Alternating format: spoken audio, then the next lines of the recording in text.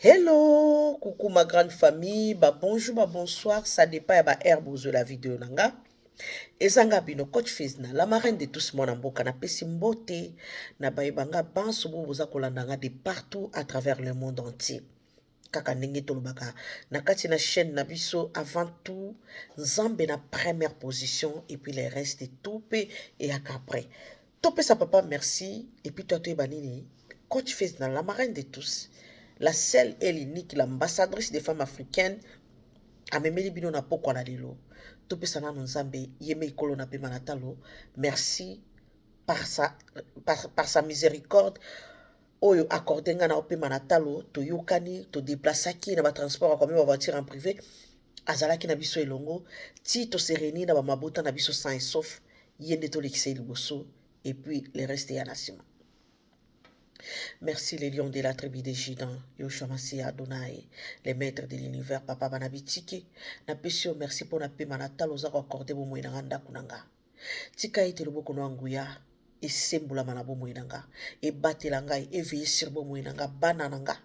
Sukambula yango nzambe mitambo ya bangune sili ko telema. Tobandaki na bango depuis juin, juillet, basi ba planifiaki. Mais Seigneur, parmi leurs projets ngana libota na nga pe babone na nga tozala na kati te. Toko tambola na yo elongo. Toko déplacer na yo partout. Tu seras là parmi nous. Oko épargner biso, ko protéger biso, ko veiller sur bo moyena biso. Pona suka ya mbula ngo toza kokota. Papa soit présent parmi les jours comme nuit. Na belle protection divine ebo banda kunanga ba projet à vie nanga, chaîne YouTube nanga ba contenir nanga, bo moyena nanga, ya ba abonné nanga, page nanga TikTok, Seigneur. Écrasé, détruit, déstabilisé, nyonso ya mabe oyo koluka koya ko nuire vie nanga penda kunanga bana nanga libota nanga ba abonné nanga ezala nul et sans effet. Natiki nyonso o nalingi na s'exprimer nango na poko na maboko na. Ezalaki déjà planifié pe programmé na yo. Alors planifié lenga nyonso pe ekita na bisika oyo ekopesa fruit ya malamu na bomoi ya moko na moko oya kuyokanga. Disposer lenga mitema na bango. Bisika passe ezalaki à travers message oyo lobiko ekota. Bisika bu naïveté ezalaki à travers message yo sagesse intelligence ekota. Natiki tout na maboko na bomo ya babone na nga ba téléspectateurs partout bisika bazomi na ba continent différent na maboko na yo zala na bango à travers message oyo qui mekota na ba vie na bango na kombo no le Dieu tout puissant yango tolobi merci au chamasi amen. Voilà mes amours, comme d'habitude coach Fezna, la marraine de tous mon amboka na adopta na nga boy. En tout cas là j'ai l'assurance ya vie. En tout cas, eya na butu bo beta mando ki bo fonge arme contre nga e komati. Parce que oya simbi bo moinanga na bele la kayaza li kondi protège ya chaîne YouTube nanga, abate la ba contenir nanga, li kondi protège ya page TikTok nanga, abate la ba contenir nanga, na bele la ka présence na na barkange na ye, e bate la bo moinanga na ya bino ba abonné ba téléspectateur, ba e bans bozala kana pona koyokanga, bo dispose ka ba temps na bino ata 20 à 30 minutes que les bons Dieu se souviennent de vous tous. Bino ba obozwa ka ba temps na bino pona koyokanga, yangonga na adoptaye na tia kaye na première position le reste et tout et après pour yenda planifier la kinga tout yenda pesinga sagesse ni intelligence oyo alors asa ko disposer nga mitema na bino pe akopesa ba solution na ba problème na bino à travers message oyo kimi kokota na ba vie ba o baza na bokono na ba problème ba difficulté baza ba naïve baza ko yeba nini ba kokio salate mais à travers message oyo kozwa ka eloko moko ya mukie et transformer mon devine na yo. Oui, pourquoi? Parce qu'il y a la puissance, il y a parole et oyo déjà nzamba c'est à transformer qui envoie bimina munoko nanga nga na ka instrument pamba o bazo lekisa message et pananga pour ko na maboko na bino. En tout cas, koza na nzambe za goût kozana nzambe za bien. Voilà mes amours, on a profité ko pesa ba abonné nanga de partout, ba ebozwami à travers le monde entier na ba continents différents, Afrique, tout comme Europe, Amérique, Asie, tout comme l'Océanie. Na pesi mino ba mbote belé de la part des coachs la marraine de tous.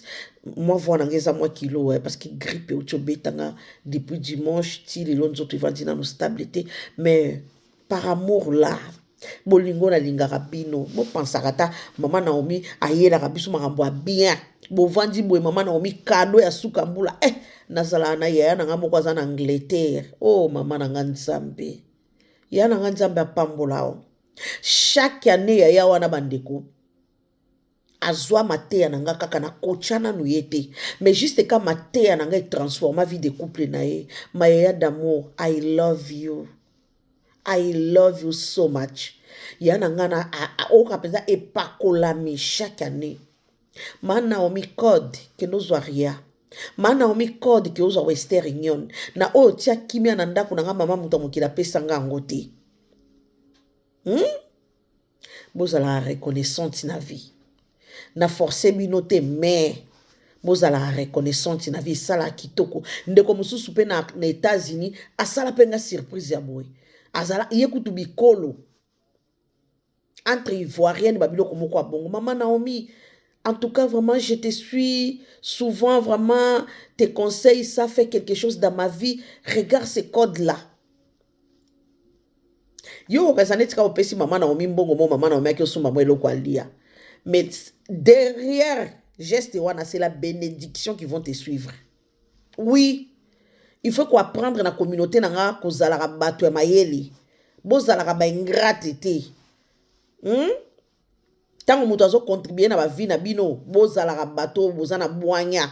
Muto yo lelo soki na koma propre zande po na ye. Lelo soki na zu mobala malunga na vie na ngeza po na ye. Moi ta fleur rose ya pamba, otie na poste okangeli nga yuya. Tango na kobando tala fleur wana na tie na cuisine nanga na penser na yo. Voilà mes amours, c'est pas forcé, hein? C'est juste qu'un rappel. Voilà mes amours, babonné nanga de partout, na pesi bino bambote belé, bandeko nanga Congo Kinshasa, Congo Brazza, Angola Pointe-Noire, na pesi bino bambote belé, ba d'espère maman, mes respects à vous, banaba solo ba sala ke chaîne YouTube nanga et telema, vraiment ba oto sou ki sakana bango to benga bango ba nouvelle abonné, coach Face na lobby, apanjo kweni ici c'est chez vous, ande panabino, la seule et l'unique l'ambassadrice des femmes africaines, moi na moi sa zo ba ki sa implice na ba vie quotidienne na bandeko ne jour comme nuit, elle est là. Elle sera toujours là pour Nabino, les bras ouverts pour vous acquérir jour comme nuit. Venez nombreux, abonnez-vous massivement. N'insiste à chaque abonnement, n'oublions pas, il y a quoi activer la cloche à notification. Et ça, très, très, très important parce que au moins, tango cloche, et ça activé à tout moment. So nga naza en ligne, même si toi tu n'es pas disponible, tango koya et ko signalo que coach a otaki ozala awa. Faisons ça mes amours, c'est très, très, très bien. Coach Face na encore et toujours. Voilà. Les autres solo là, les camona mariage. Parlons de nos mariages. En tout cas, les camona mariage, et ça qu'on détruit bateau belé. Aujourd'hui, il y a beaucoup de gens qui s'est retrouvés dans un couple où ils sont toxiques. Ni no koki ko sala tango bali mobalo aza pervers, au côté na couple ils sont toxiques. Qu'est-ce que tu devais faire? Parce que tu n'es pas obligé de se coincer là. Lokola makako akangami na kacha tio moko boy to mwana mpuko akangami na mutambo. Non, non, non, non, non. Il y a toujours une solution. Yango na episo pretenga matoi. De nos jours là, si vous sali constant de regarder de nos sœurs qui se précipitent dans un mariage où ils sont toxiques, souka nango eza défaite. La porte, souka nango eza défaite. Pourquoi? Parce que vous n'arrivez pas à faire de bons choix. Choix est à la personnel. On ne choisit pas un mari pour quelqu'un. On est qui à l'époque ya bakoko na biso. Ozana 12 ans ba okende déjà ko lukilo mobali babali so bamabala moko ya bakoko. Mais de nos jours là, si tu te maries na libala moko eza toxique, c'est qui yo moko ndo lingi. Pourquoi? Parce que tu voulais faire mariage à matalana au biso bangala tolubaka. Tu voulais faire voir aux gens, moi aussi je suis belle parmi vous. Moi aussi on me drague. Moi aussi je suis capable d'être la femme de quelqu'un. Ma chérie, tu fais la compétition avec qui? Tu cours avec qui? Il n'y a personne derrière toi, c'est ton ombre qui est à côté. Au moins on me la pema yo moko pour rien.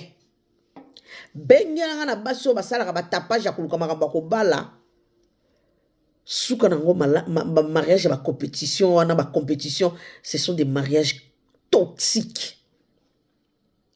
Obali de un mobala sala ki lokote mobali mbongo na ezaka po lata yo moko futa kandaku Yo moko za ko sala projet na yo ya zo contribuer de l'autre côté, mais tu nous fais voir libanda que tu es une femme mariée.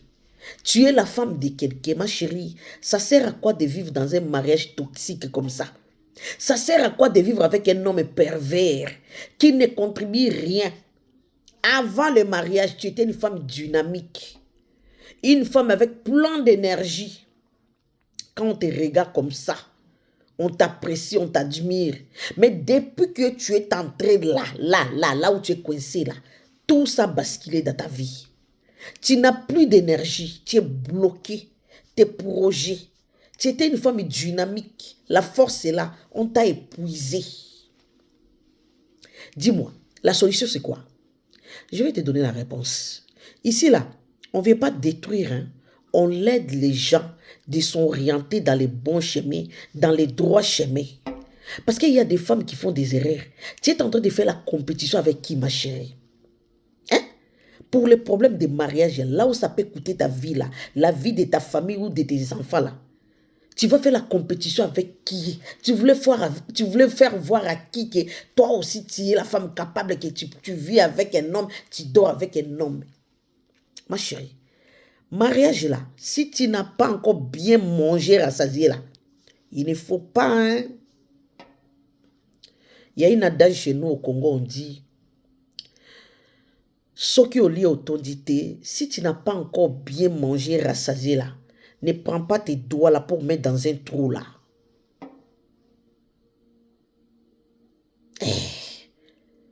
Tes souffles là sera coincé. Oui. C'est comme si quelqu'un on laissait à manger. Et par complexe, quand tu vois les gens, tu n'as pas encore rassasié. Tu appelles, venez, on va manger. Et par après, tu commences à dire encore, j'ai faim. Qui t'a dit de partager ça? Personne. C'est comme ta vie. Tu étais une femme avec plein d'énergie. Tu faisais tes business, une femme dynamique. Déjà t'apprécier. Tu étais là, un bon exemple pour la communauté, la société. Mais tu voulais d'abord faire quelque chose. Tu voulais quand même attendre un tout petit peu encore. Mais tu étais pressé. Tout ça coulait dans la rivière. Pourquoi? Parce que tu n'étais pas sage, maman. Tout ce dynamisme-là, l'appréciation là qu'on t'appréciait là, hein? L'énergie que tu avais ça, on t'a épuisé quelque part avec un pervers comme ça. Et ils sont sans pitié, hein? Les hommes là toxiques, là, les mariages toxiques, non, mes sœurs à moi, mes nièces à moi, il faut quitter dans des mariages comme ça. Tu ne fais pas la compétition avec quelqu'un. Ozo ke dobala mobali, yono salaka nyonso. Toi, tu crois que tu vas investir. Les jours que tu vas fermer les robinets de l'argent là, et c'est par là que tu verras ces pervers là en matière à la télé au maseke. Maman, bala li balo kozala heureuse. Atteint à 100% et même à 70%, c'est bon. C'est déjà suffisant. Mais yo bali mobali obandi yo moko na ilamba, olatisi mobali, osali yo moko feti, osalisi, c'est que dépense et tout, oyebi kezo bima na économie na yo. Toi tu croyais que toi tu vas récolter quelque chose dans le mariage wana. Rien. C'est pour cela que vous voyez aujourd'hui nos sœurs, on n'arrive pas à avancer. Obali lelo et le kisika inane ibala. Ozala qui femme d'affaires au voyage jaka. Une très bon exemple à suivre dans la communauté. Batutu est-elle, nangina comme quoi est-elle, talandenga zo salva conteneur na ye. Mama, olingeka kozela mwa mukie. Oya yo azalaki déjà na nzela, mais au précipitaki. Yango na yeko ebisa bino, hein. Oyebi mariage.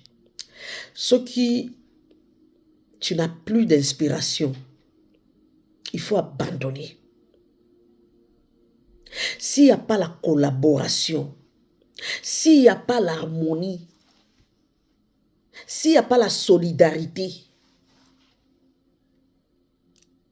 tu vis dans la solitude, mais ozo luka, au faire voir na batuke, ozo vivre dans l'harmonie. La famille, si ça ne marche pas avec un pervers comme ça, il faut divorcer. Oui. Ça, moi, je vous dis vrai. Na vie ya libala babala rate pour la kisabato ozala coincé bala na moment oyo esengeli obala ndeko nanga lelo na ekote ya bana basi ebele ne faites pas ça dans votre vie. Mariage eza singa na kingo to mitiaka. Mariage eza pondu na loso to tie petit à quartier dino pembe no meli. Mariage c'est un engagement à vie. Na engagement ne ko coûter pe vie na omobimba. Yango balobaka mariage ava kobala tuna état d'âme ya mobali wana pa nzambe. Mobali pe paraît tuna état d'âme ya mwasa ne pa nzambe. Parce que tango to yaka kobala na to se complétaka. Yo ye na oya 50 ngapi no yanga 50 to sangisi to bimisi eloko moko ya malonga. Balobi te 50 ya budget. Oya koya na 50% ya comportement na yo pe 50% comportement ne to sangisi. Alors en travaillant ensemble, tant que nous allons travailler ensemble, quand on est en train de travailler, c'est que couple to komi hein oya ye na ye papa to salabo mama to salabo mama talabo papa salabo papa to kendebo. Alors on est en train de se compléter que ce travail to travailler ensemble to komi ba collaborateur jusqu'à ce que to bimisi loko moko oyo miso ba to komona ah couple na vraiment baza na harmonie hein. Couple na baza vraiment na solidarité. Couple na vraiment ba linganaka. Couple na vraiment baza ini. C'est ça. Mais ozomona lelo bandeko ebele neti ba star na biso tozomona mwana na biso oyo babenge na kombo ya Regina Daniel lelo mwana na aboyi tata wana. Toyo komona star na biso ya Camerounaise babenga kayena ni Dipanda azo divorcé. Alors tout ça là ekope sa leçon na kati ya communauté africaine. Kolobate que parce que bango ba ta communauté mususu nako tirer leçon moko te ko contribuer quelque chose na vie nanga. Peut-être bango bazala ki pressé obala.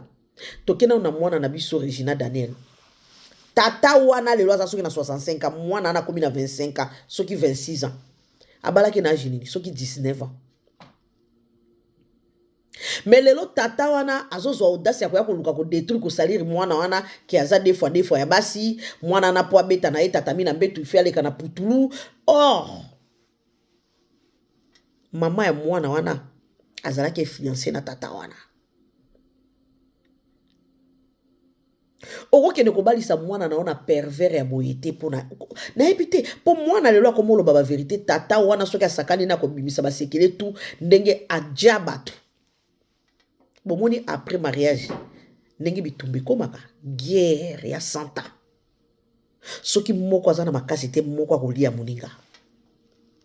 Mais soki ozwaki temps ya ko collaborer na nzambe libala oyo mariage oyo nalingi yo zala li kondi protège na yango papa nazo précipiter te naza na compétition na batu te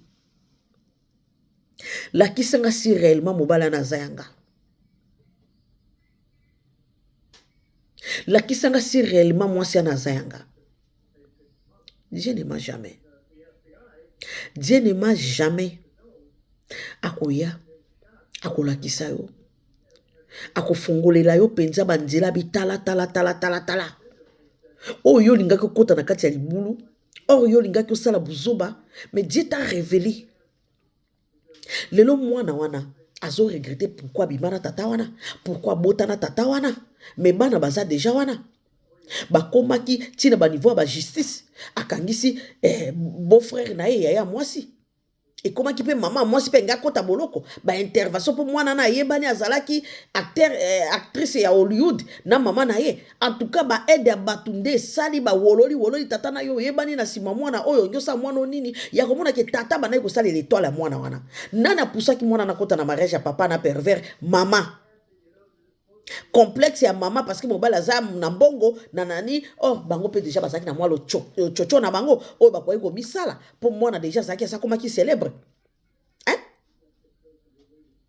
bande ko na vie to za précité surtout na likambo mariage ndeko na nga soko lingyo kende musika zwaka temps réfléchir avant ya ko sala quelque chose Surtout et concerné vie na yo. Ko konsita ka mututi. Konsite nzambe na yo. E kozelaka te ke po nzambe alobela yo na vie na yo. Il faut y aller, t'es pas pasteur. Non, Dieu n'aime pas ça. Tu peux prier toi-même, fléchir tes genoux par terre. Prends cette requête-là, va déposer sur la trône de grâce de son fils unique et bisika pe sabi so rendez-vous. Peut-être que tu vas te ressemble la tête. Nzambe ebi sabi so. Hein? Soko za na ba problème na mi kumba na oboya na sene kuhusu mwana nanga. Bolela na bo solo. Nga nzambe naza juste pe fidèle à kolimbi sabino. Alors, au moment où tu vois que tes fardeaux est là, tes problèmes, tu n'arrives pas à faire même choix à Bolingo. Alors, qui me prend Nzambe? Papa n'a se retrouvé dans un coincé. Bolingo moko e kandinga kingo. Nazo e bate. Oza de sel moutoko souvenga. Parce que yon oza créateur nanga.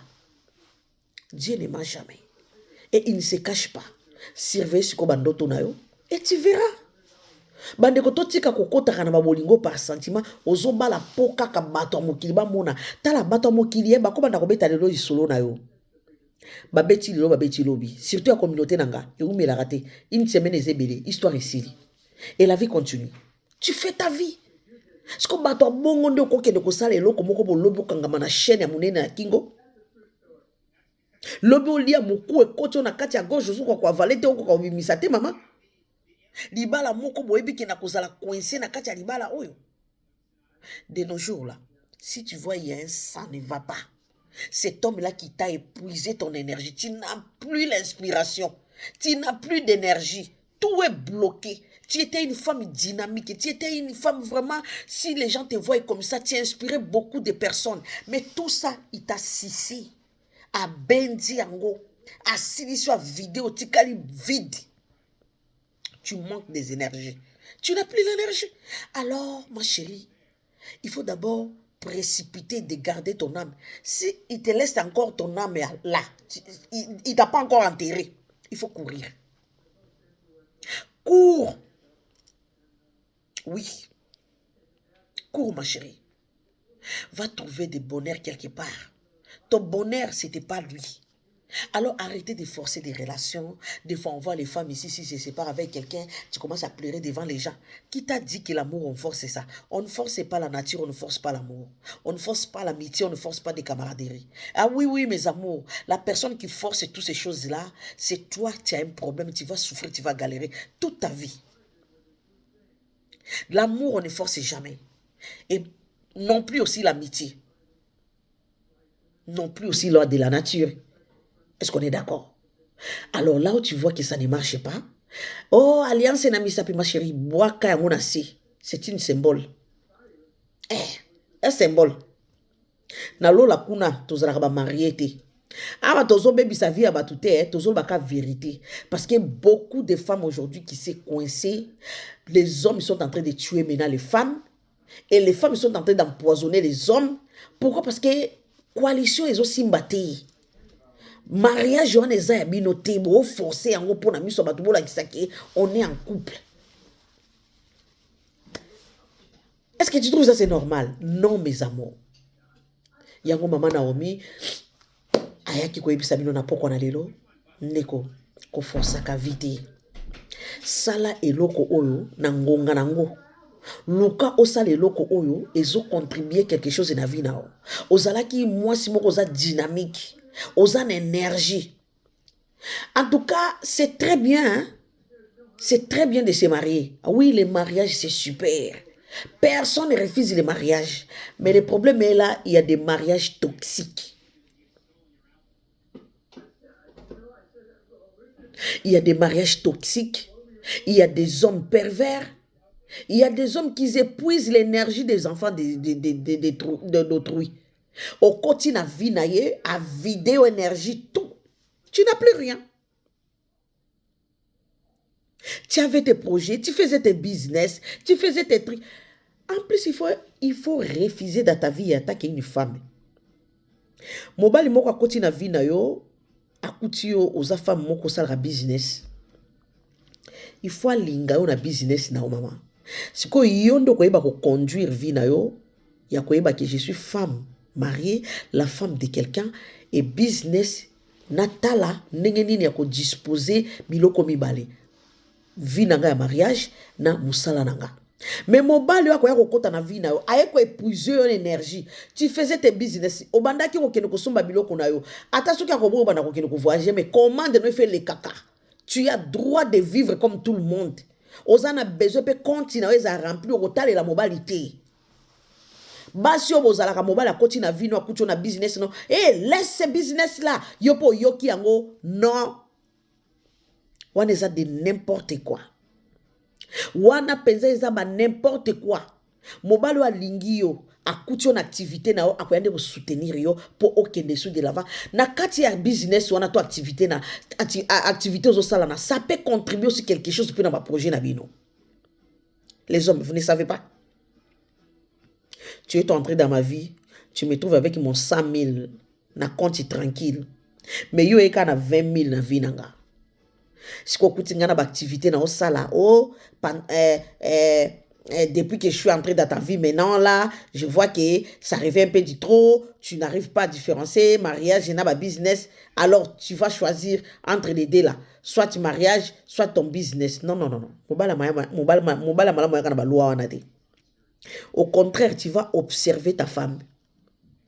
Regardez si son business, ça fonctionne très bien. Alors, tu es obligé d'investir. Ou quoi investir quand on bon côté. Ou quoi investir financièrement. Ou quoi investir pe na makambo ebele. Ou quoi orienter les sous. Parce que na vie, tout se complète. Mariage, ezakate mutu bon d'ailleurs au contribuer na vie à muninga. Non. On se complète dans la vie de mariage. Yo ye na oya yonga na yo no yanga to sangisi to sali ligno fait la force. Et n'acceptez jamais un homme qui vient entrer dans ta vie, tu avais ton business, vous avez un café na yo, vous avez nini non. Papa café, au boy na teka, to kenda kabiso mbale to zala kuna.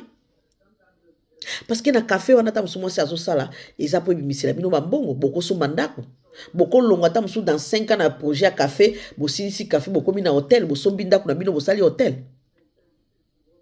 Moi si les lois teka ba produit lokola ngana nanga moi si business na teka ba produit à santé moto azana problème ya cancer en tout cas ba produit à ko prévoir cancer eza awe pa maman na omi ba produit naturel à la base d'aloe vera ozana problème ba vertige banini tozana sivera pona ko sokola makila ba produit à haute qualité ba produit naturel à la base d'aloe vera de chez LR.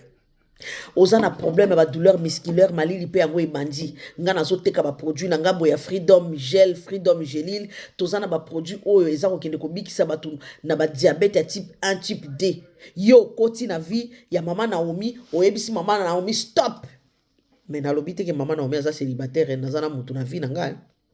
Je donne juste un exemple. Oyebisa mama Naomi stop business nesili business na ko ekoma meilleur ami na ngai. Net ya wavana sala na ote ko ordinateur na ga tak na passer commande na nango besoin na kende ki poste na kena livrer ba o nande kana za bonjoto eza biete nazo sa msala nanga musala na ezo tia saki aloso na ndako ezo leisa mobangia mama nanga ezo contribuer na ba projet nanga e ko sombela bana ba manto tam susu yo papo bimisité business déjà ezo répondre oui tout d'un coup bisanga na tika na place yo ya ko contribuer yo bisanga tika mais non mon cher ami est-ce que ça la bongo alors bande kwa basi ko lingate muto ya ko épouser énergie na o libala na vie ya mutu eza fin du monde te libala c'est bien c'est très bien de se marier mariage c'est très bien mais des fois aussi bande ko ebele basala ba mauvais choix okikuta na mobalo aza toxique mobalo aza okaka penza ko pervers ayeko épuiser yo alors la marraine de tous alobi ozana besoin de coaching moral pardon mes amis ozana besoin de coaching ya ko s'orienter na nzela malamu n'hésitez pas contactez-moi je suis là ozana besoin ba laver au cerveau olongola ba idée sombre parce que il y a beaucoup de femmes bazoko ka ko s'orienter na manzela malamu te.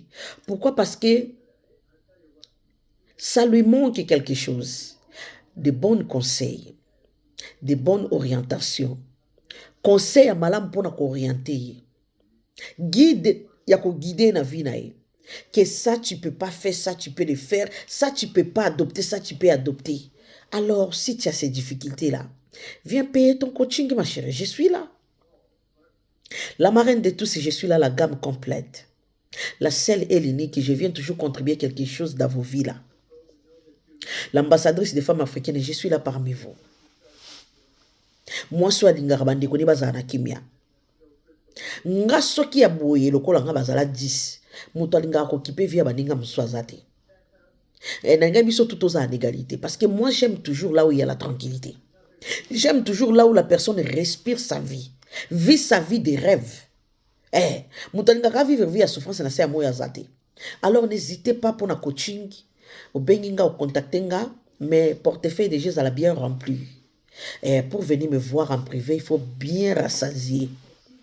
Je dis et je répète, il faut bien rassasier. Mon coaching, c'est pas gratuit. Alors tu me fais contacter au 0032 465 50 99 et puis 58 à la fin coach Fezna. Yaka Ozuangai. Na 0032 465 50 99 et puis 58 à la fin Naomi. Komelinga na kwa répondre au tarif. Bandeko, tous à la mayele. Moi c'est à mayele à tongaka. Moi c'est à zoba à tongaka te. Moi c'est à mayele à observaka. Moi c'est à mayele avant d'agazako sala discernement, observation aussi. Moi c'est à mayele à lobaka oui mbala mon côté sans qu'il y a réfléchir. Alors mes amours, ne précipite pas. Ya okino kokota na ba vie à libala moko boy toxique parce que entre guillemets batu balobaki batu bazako loba baninga na ngana kola na bango quartier koma masculin o sindia yemba na koma fille qui a quartier ikia ça ne dure rien ma chérie sindia yemba ikaizaka nzemba composaki mais de nos jours la réalité tozo vivre nzemba iki ezana tina te nzemba iki eko contribuer loko na vie na biso te au contraire nzemba ikia il fait ton balolango sous toi bango bien. Parce que ba o bazala complexé de ba koyemba nzembo ikia mais muto aza complexé te akoyemba nzembo ikia te.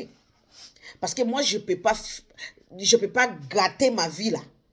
Je peux pas aller détruire ma vie là parce que baninga tokola na quartier ba kenda ngala koma fini ki a quartier comme masculin. C'est pas mon problème. Les paniers circulent encore. Peut-être l'air temps, c'était déjà y arrivé. Au moment où les paniers circulaient, et ils étaient là. Moi, je n'étais pas encore là. Alors, au moment où moi, je suis arrivé maintenant, j'attends mon tour aussi. Moi aussi, je serai servi. Alors, pourquoi je serais pressé? Alors, quand tu fais la marraine de tous ces lobbies, restez toujours branchés. Décembre, on a joué la matolia qui toko. Pour na ça un plus dans ma vie quotidienne Nabino. En tout cas, je suis là, je serai toujours là pour Nabino. Soyez les bienvenus. Bino ba oboyo kotasika. Coach Fez na lobby à Panjo Kwenu. Ici c'est chez vous à Ndepa Nabino, la seule et l'unique. Elle est là. Elle sera toujours là pour Nabino. Ba gros bisous et à très bientôt. Bye.